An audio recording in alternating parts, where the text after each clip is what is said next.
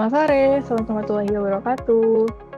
Perkenalkan kami dari kelompok 1, ada Andre Prasetya Krisna Putra, Aditya Nuriski, Arum Irana Dirya, Kalia Sahwahita, dan Muhammad Fikri Gazi Rabbani akan mempresentasikan terkait dengan promoting the culture dalam nilai core values berorientasi pelayanan pada kasus kritisisasi warga terhadap pelayanan pemerintah pada kondisi jalan rusak di Lampung.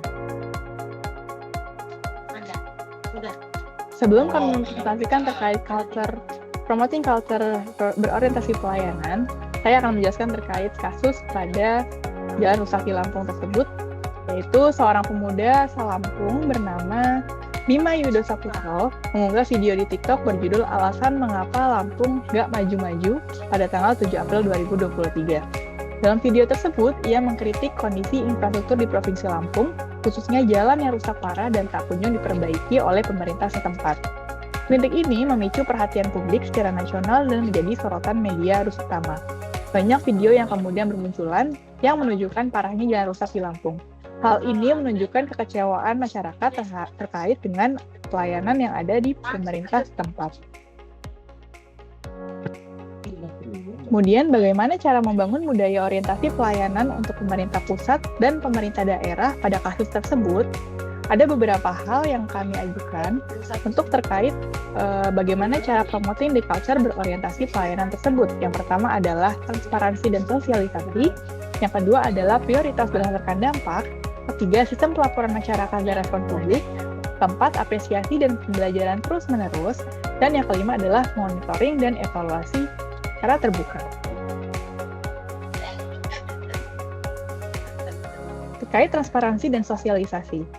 Transparansi berarti membuka informasi seluas-luasnya kepada publik, mulai dari rencana kerja, anggaran yang digunakan, hingga progres pelaksanaan. Dengan begitu, masyarakat dapat ikut mengawasi dan memberi masukan untuk memastikan pelayanan benar-benar sesuai dengan kebutuhan masyarakat. Sedangkan untuk sosialisasi adalah bagian penting agar semua warga memahami hak dan kewajiban mereka. Melalui sosialisasi, kami menjelaskan alur pelayanan, persyaratan, standar waktu, serta siapa yang bertanggung jawab. Kami ingin memastikan tidak ada informasi yang tertutup atau sulit diakses. Sebagai contoh, untuk perbaikan jalan rusak, mungkin pemerintah dapat mempublikasikan daftar ruas jalan yang menjadi prioritas, jadwal perbaikan, sumber pendanaan, dan progres mingguan melalui website resmi dan media sosial Pemprov ataupun Pemda, dan juga pemerintah pusat.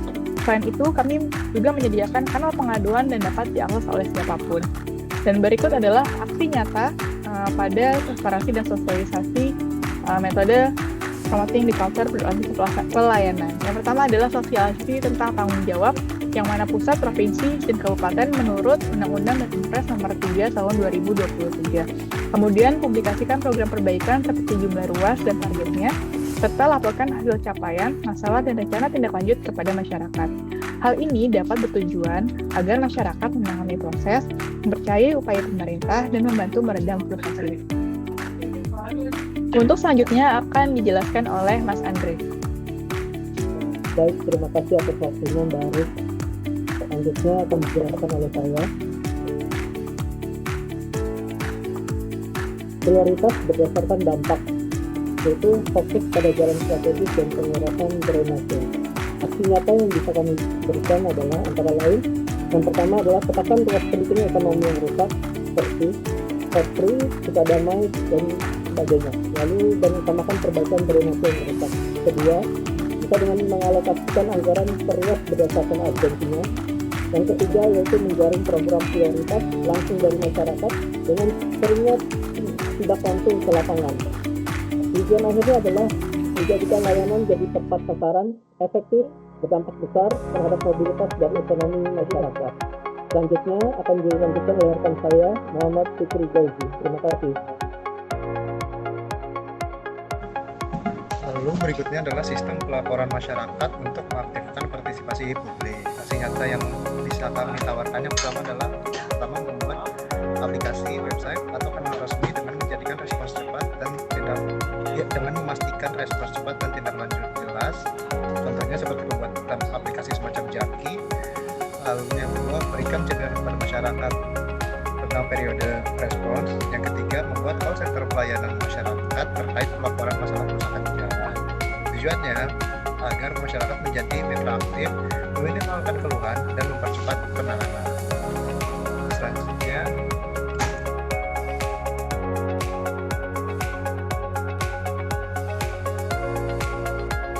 kemudian mengapresiasi kepada pegawai dan masyarakat untuk memotivasi dan menyebarkan budaya baik.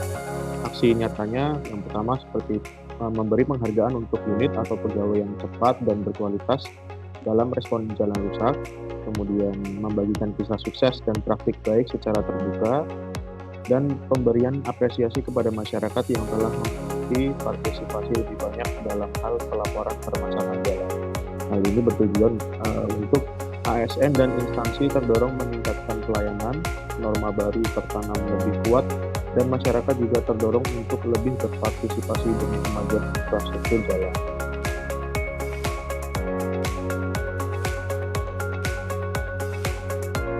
Kemudian selanjutnya adalah monitoring dan evaluasi terbuka.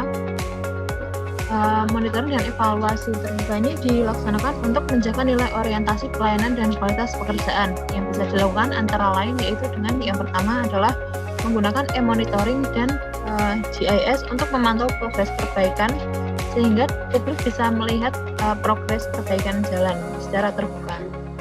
Kemudian yang kedua adalah membuat acara publik untuk membahas hasil dan evaluasi pekerjaan secara berkala, dan yang terakhir adalah pembuatan forum evaluasi terbuka dengan masyarakat yang keseluruhannya ini bertujuan sebagai salah satu bentuk pengawasan transparan untuk memperkecil potensi korupsi dan menumbuhkan kepercayaan publik.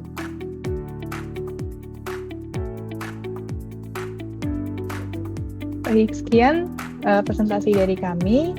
Semoga hal ini dapat membuat orientasi pelayanan di pemerintah, baik di pusat maupun daerah terkait dengan kasus ini, bisa jauh lebih baik lagi. Terima kasih.